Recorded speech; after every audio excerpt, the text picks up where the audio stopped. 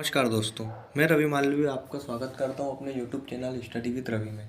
जैसा कि आपका फिजिक्स का सेकेंड ईयर का पेपर है और आपने कुछ नहीं पढ़ा, इस वीडियो में मैं आपके लिए लेकर आया हूं फिजिक्स के हर यूनिट से 8-8 क्वेश्चन, कुल मिलाकर 40 क्वेश्चन हैं। और ये मैं ये उम्मीद करता हूँ कि ये 40 क्वेश्चन आपको कम से कम पासिंग मार्क्स दिलाने में तो सहायता करेंगे ही करेंगे। तो आइए इसी आशा के साथ ये वीडियो शुरू करते हैं।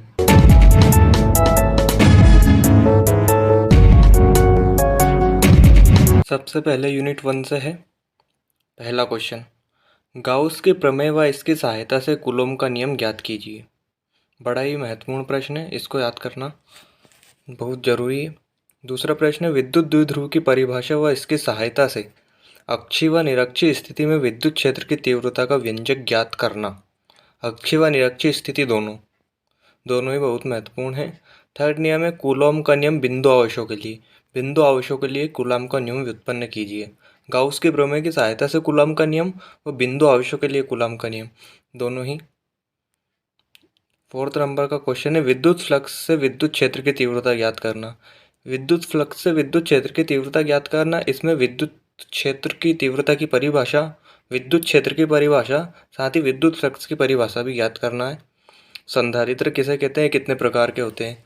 संधारित्र में संधारित्र दो प्रकार के होते हैं, समांतर क्रम संधारित्र और श्रेणी क्रम संधारित्र। इन दोनों के लिए व्यंजन व्युत्पन्न करना है। छठा नंबर का क्वेश्चन है, विद्युत क्षेत्र की तीव्रता परिभाषा व व्यंजक। विद्युत क्षेत्र की तीव्रता का परिभाषा व व्यंजक ज्ञात करना है। विद्युत चतुर्ध्रुव, विद्युत द्विध्रुव और विद्युत चतुर्ध्रुव दोनों ही महत्वपूर्ण प्रश्न है जिनको आप देखना। इसकी सहायता से विद्युत। आठवां क्वेश्चन है, विद्युत विभव क्या है। विद्युत विभव की परिभाषा व इसका व्यंजक। यूनिट सेकंड पे आ जाइए। यूनिट सेकंड में पहला क्वेश्चन है, परिनालिका किसे कहते हैं। दर्शाइए कि परिनालिकीय धारा दंड चुंबक के समान व्यवहार प्रदर्शित करती है। परिनालिका की परिभाषा व इससे दंड चुंबक के समान व्यवहार प्रदर्शित करना समझाना है। सेकंड नंबर का क्वेश्चन है, चुंबकीय द्विध्रुव क्या है। जैसे विद्युत द्विध्रुव है वैसे ही चुंबकीय द्विध्रुव। नेक्स्ट क्वेश्चन, एम्पियर का विद्युत परिपथ का नियम समझाइए। एम्पियर का विद्युत परिपथ का नियम भी महत्वपूर्ण क्वेश्चन है। इसके बाद आ जाइए, चुंबकीय क्षेत्र की परिभाषा व चुंबकीय धाराओं को समझाइए।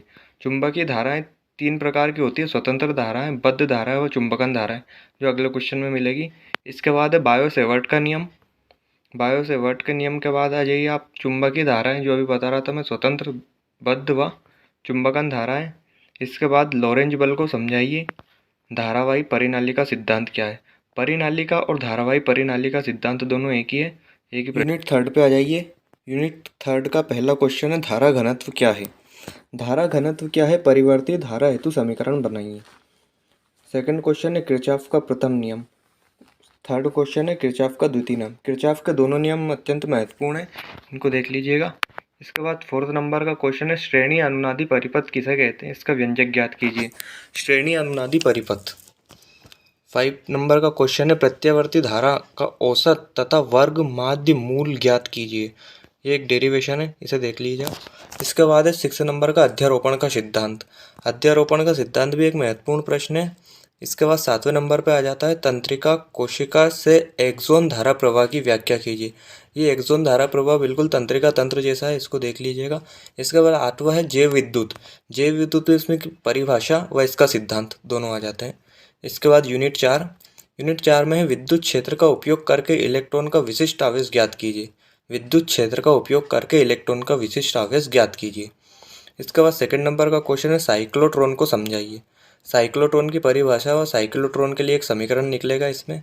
इसके बाद थर्ड नंबर का क्वेश्चन है, कैथोड किरण कंपनदर्शी CRO की सुग्राहिता को समझाइए। ये प्रैक्टिकल में भी था, कैथोड किरण कंपनदर्शी CRO, इसकी सुग्राहिता को समझाना है।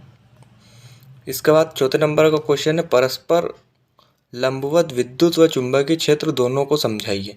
परस्पर लंबवत विद्युत व चुंबकीय क्षेत्र दोनों को समझाना है। विद्युत क्षेत्र और चुंबकीय क्षेत्र दोनों को एक साथ समझाना है। जैसा कि आपको बताया था, हर यूनिट से 8 क्वेश्चन है, पर यूनिट 4 से बहुत प्रयास करने के बाद भी 5 ही क्वेश्चन निकल पाए। 5वां क्वेश्चन है, चुंबकीय लेंस की कार्यप्रणाली को समझाइए। चुंबकीय लेंस की कार्यप्रणाली को समझाइए। यूनिट 5 का पहला क्वेश्चन है, मैक्सवेल की विद्युत चुंबकीय तरंगों के सिद्धांत को समझाइए। मैक्सवेल के विद्युत चुंबकीय तरंगों के सिद्धांत को समझाइए। सेकंड नंबर का क्वेश्चन है, स्वप्रेरण की परिभाषा व सिद्धांत। स्वप्रेरण व अन्योन्य प्रेरण दो प्रेरण होते हैं, इनके परिभाषा व सिद्धांत को समझाइए। 3rd नंबर का क्वेश्चन है चुंबकीय फ्लक्स व विद्युत चुंबकीय प्रेरण को समझाइए। इन दोनों की परिभाषा और एक एक डेरिवेशन है इसमें। 4थे नंबर का क्वेश्चन है स्वप्रेरण व अन्योन्य प्रेरण में अंतर स्पष्ट कीजिए। ये अंतर बहुत महत्वपूर्ण है।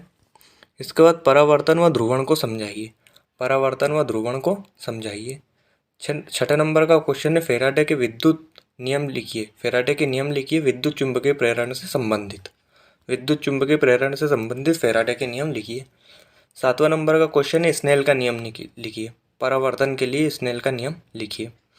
8वें नंबर का क्वेश्चन है निम्नलिखित को समझाइए। निम्नलिखित को समझाइए। बादलों का सफ़ेद दिखना, बादल क्यों सफ़ेद दिखते हैं। 2nd नंबर का क्वेश्चन सूर्यास्त व सूर्योदय के समय सूर्य का लाल दिखना, सूर्योदय व सूर्यास्त के समय सूर्य लाल क्यों दिखता है। 3rd नंबर का क्वेश्चन है आकाश का नीला दिखाई देना। 4th नंबर का क्वेश्चन है इसमें तारों का टिमटिमाना। और 5 नंबर का इसमें रेले प्रकीर्णन। इन पांचों को समझाना है। धन्यवाद।